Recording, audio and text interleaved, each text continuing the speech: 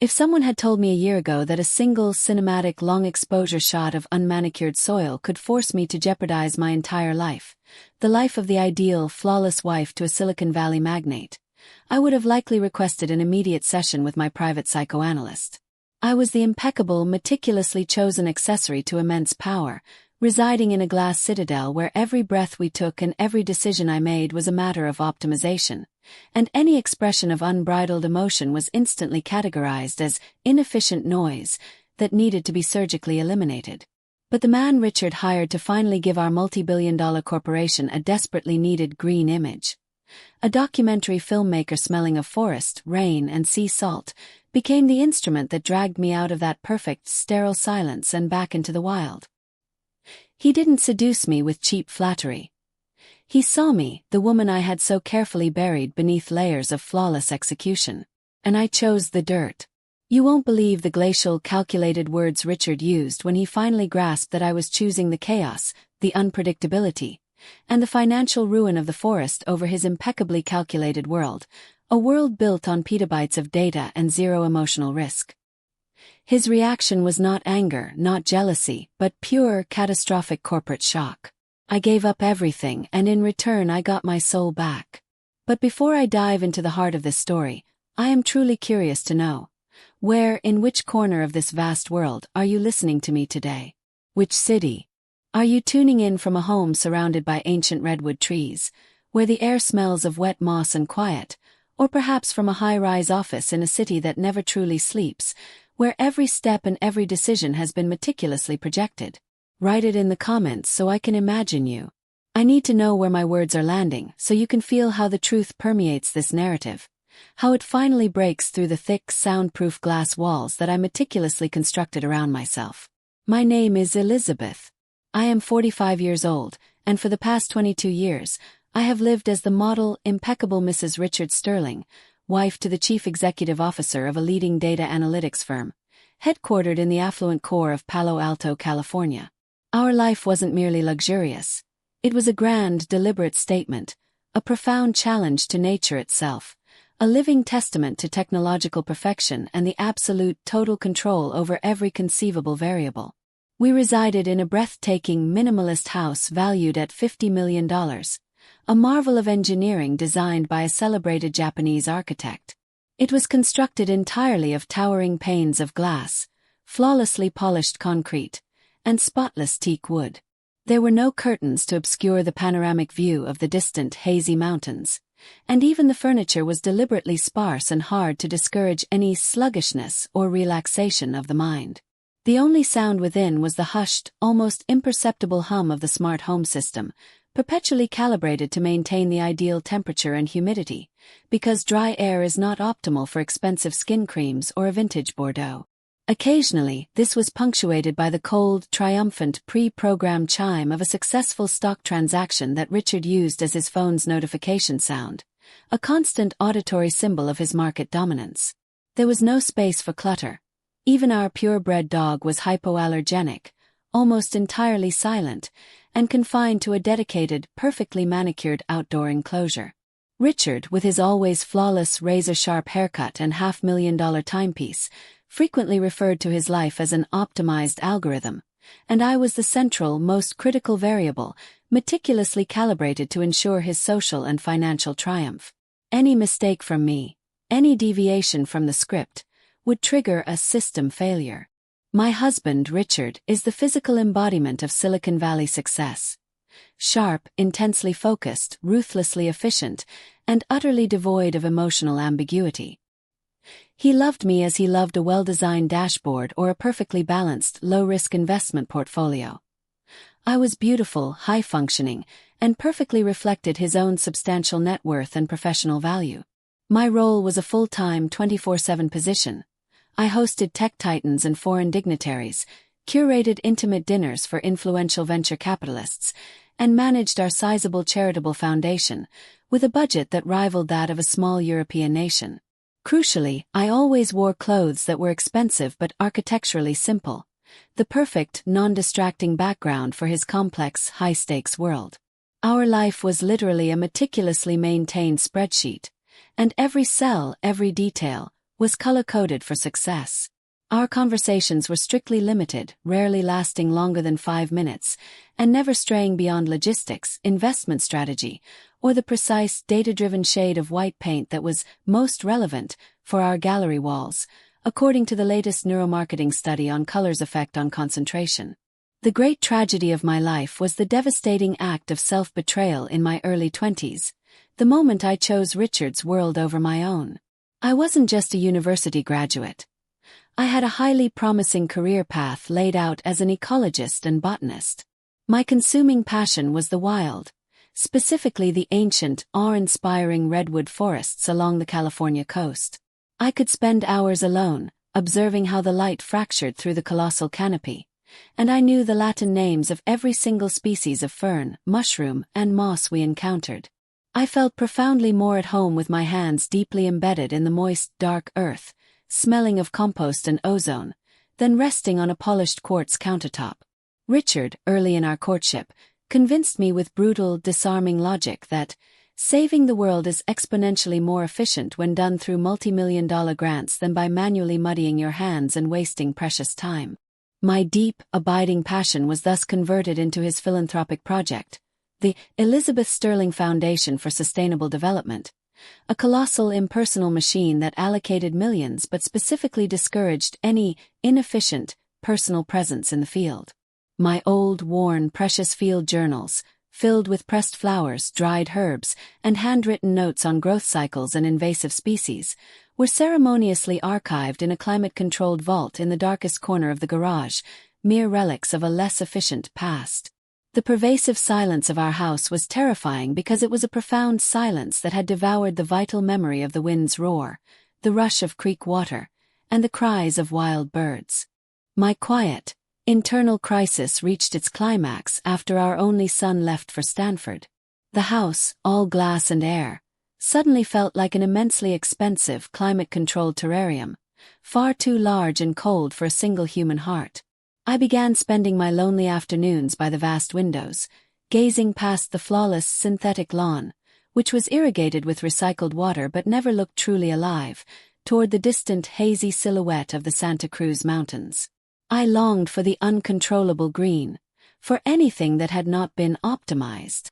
I knew, with a terrifying certainty, that I was slowly dying of perfection, of this sterile beauty. I was desperately ready for a breach, for any system error, any massive failure that could somehow resurrect the sensation of reality I had traded for security. The breach, when it finally came, was precipitated by Richard's frantic need to demonstrate corporate consciousness and sustainability, to appeal to the younger, socially responsible investors he was courting for the company's impending IPO. He hired a seasoned documentary filmmaker to create a short, glossy, but supposedly emotionally truthful film about the corporation's deep commitment to the environment. The filmmaker's name was Noah Blackwood. Noah was 36, rugged, his face weathered by the elements, and he smelled faintly of wood smoke, rain, and sea salt, a potent, intoxicating contrast to Richard's $400 cologne. He was the complete, undeniable antithesis of Richard's painstakingly tailored world. He wore heavy lace-up hiking boots that scuffed our impeccable white rug, and his hands were powerful, bearing the authentic scrapes and scars of a man who worked with a real, tangible world, not with abstract data. His mere presence in our home felt like a sudden, powerful influx of cold, damp air in our sterile living room, a blatant, life-affirming violation of the protocol of purity.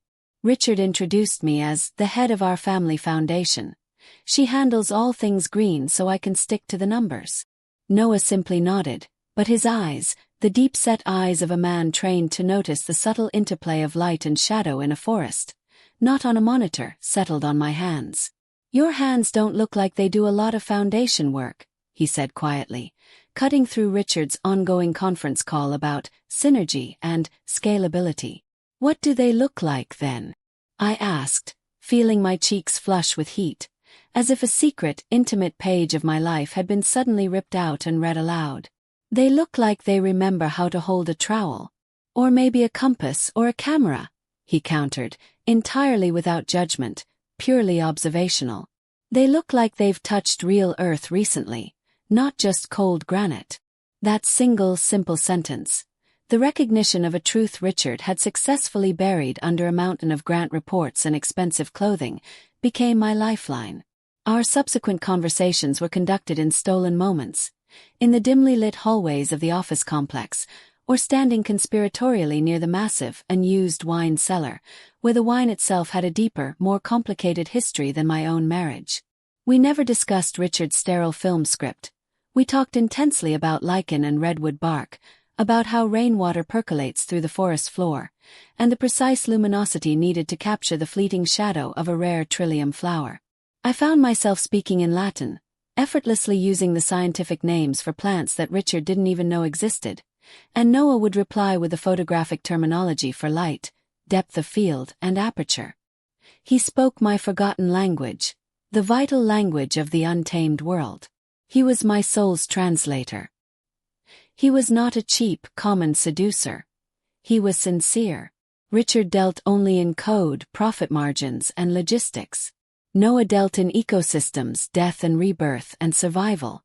The emotional affair that blossomed was infinitely deeper and more perilous than any physical indiscretion could have been. I was betraying my entire identity to Richard, dedicating my most precious resource, my attention and my history, to a man who saw the wild, unoptimized woman I was. I began making regular secret pilgrimages to the garage, not just to look at my field journals, but to touch the dried leaves, to feel the rough texture of the old maps.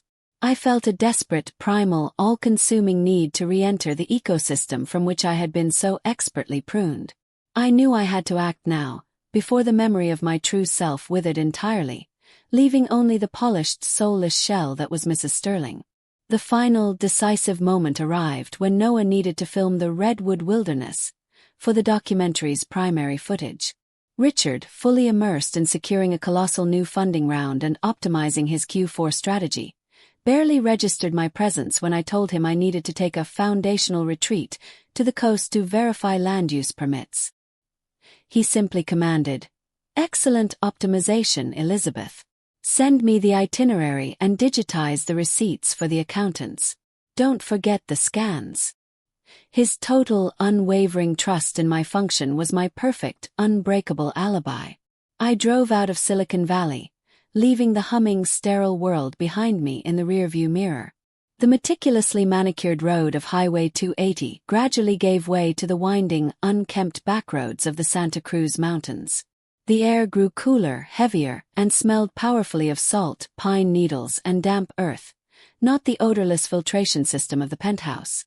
I met Noah at a secluded, rustic cabin he had rented near the entrance to the Redwood National Park. There was zero luxury, only the functional heat of a wood-burning stove and a profound silence. The walls were rough timber, and the windows were perpetually foggy with moisture, glorious, tangible imperfection. When I arrived, he was not waiting inside. He was down by a roaring creek, meticulously setting up a long exposure shot of the water tumbling over moss-covered stones. He looked up and again there was no surprise, only a deep, immediate recognition, the sight of a long-lost colleague returning to the field. "The light is perfect now," he said, instantly handing me a pair of his old muddy rubber boots. "We're losing the shadow on the ferns soon. Time is critical." We spent the next 7 hours hiking, scrambling through thick undergrowth, climbing over massive fallen logs, and sinking ankle-deep in the rich, dark soil, which smelled of minerals and decay. I was not the impeccable wife. I was fundamentally, irrevocably a botanist again. I pointed out obscure specimens. I helped him find the perfect angle to capture the massive, overwhelming scale of the ancient trees that had stood there long before the concept of Silicon Valley even existed. My expensive, utterly irrelevant clothing was irrevocably stained with reddish-brown earth and sticky pine pitch. My hands finally were dirty and alive. When we finally returned to the cabin, utterly exhausted, cold, and permeated by the smell of wood smoke, the physical intimacy that followed was less about human passion and profoundly more about communion with the earth. It was an act of raw, fundamental human honesty, a moment of finding the animal beneath the polished surface. His hands, rough and calloused from working with heavy lenses and ropes, felt like the bark of the trees I loved, textured, solid, real. In that moment, I was confessing not just to Noah, but to the wilderness itself. I was claiming my body as my own, a vessel of life and experience, not a decorative accessory for an earnings report. It was my total absolution. I woke long before dawn, smelling of him, of pine and the damp wool blanket. I knew with absolute clarity that I couldn't stay with him. He was the catalyst but not the destination. His freedom was his work, and my freedom had to be my own, built from the ashes of the life I was about to incinerate. I left him a single potent token, one of my old, perfectly polished platinum cufflinks that I had taken off the night before. I placed it deliberately on his rough, wooden field table next to his bag of soil samples. It was a tangible symbol of the lie I was shedding, and the price of my newfound freedom. The long, silent drive back to Palo Alto felt like a premeditated march to war, but I felt an inner strength, as resilient as the core of an ancient redwood that has survived hundreds of fires. I returned to the penthouse late that morning. Richard was already dressed in a bespoke razor-sharp suit, standing by the vast glass wall, sipping his optimized low-carb green juice. He didn't even register the fresh, reddish-brown mud staining my designer coat.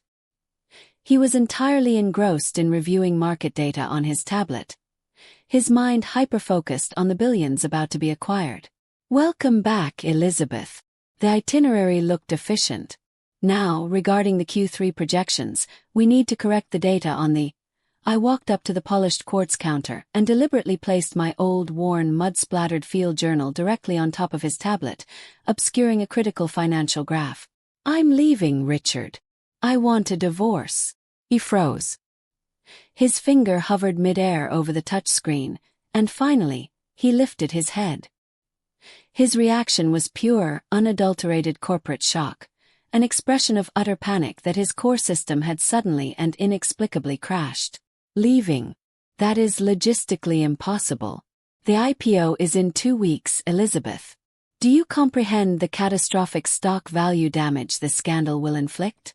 We're talking about over $200 million in leveraged assets. You're discarding 20 years of strategically built success for a moment of emotional release. Did that scruffy videographer inject some absurd anti-market idea into your thinking? I cheated on you, Richard. I spent the night on the coast with Noah Blackwood. I chose his dirty, rough-hewn cabin over this sterile glass tomb. I chose reality and unpredictability. I chose the redwood bark over the polished concrete." His anger was not a passionate flare of jealousy. It was a cold, venomous fury against an uncontrollable system malfunction. "You are throwing away everything, the money, the foundation, the status, your advisory board seats, for a transient midlife crisis with a pauper? You have obliterated the meticulously crafted narrative. I will ensure you receive the absolute, court-mandated minimum settlement under the prenuptial agreement, Elizabeth. I will obliterate your reputation in every influential circle where you once held value. You will become a social pariah, and your foundation will be legally buried. You will go and live in the filth you claim to love. And I guarantee you will regret this inefficient choice for the rest of your life. I prefer honest filth to your sterile lie, Richard. Keep your money. Keep your algorithms. I need my soil and my hands that can actually work again." The divorce proceedings were brutal, intensely public, and terrifyingly swift. Richard's legal team ruthlessly portrayed me as an emotionally bankrupt, unstable woman who had suffered a breakdown and abandoned her filial duties for a delusion of rural living. But I did not care. I ceded the house, the expensive cars, the investment accounts, and the status. I took only my field journals, my old hiking boots, and the vital memory of the redwood light. I also salvaged that one tiny dried-up fern specimen that Richard had once derisively called inefficient weed. I moved into a small, worn, cedar-shingled house near the coast, smelling naturally of mildew, pine needles, and real living grass. I used the small, forced settlement to found my own firm, Arbor Vitae Consulting, focused on genuine ecological consulting and sustainable development for small nonprofits and protected land trusts. My hands finally were working again, stained with soil and sap, calloused, and absolutely profoundly beautiful to me. I never became romantically entangled with Noah. We remained professional collaborators and friends, working side by side on the right side of the environmental barricade. He was my architect of truth, the man who reminded me what the world truly felt like, rather than what the data suggested it was. My act of betrayal was not the end of my life. It was the fertilizer for my new beginning. I no longer had vast wealth, but I had immeasurable worth. I traded the perfect algorithm for the beautiful, messy chaos of an authentic life. My story became not a cautionary tale of divorce, but a triumphant narrative of self-reclamation, where the former Silicon Valley wife became the woman who finally knew how to speak the language of the forest. I was, at long last, gloriously, utterly de-optimized and free.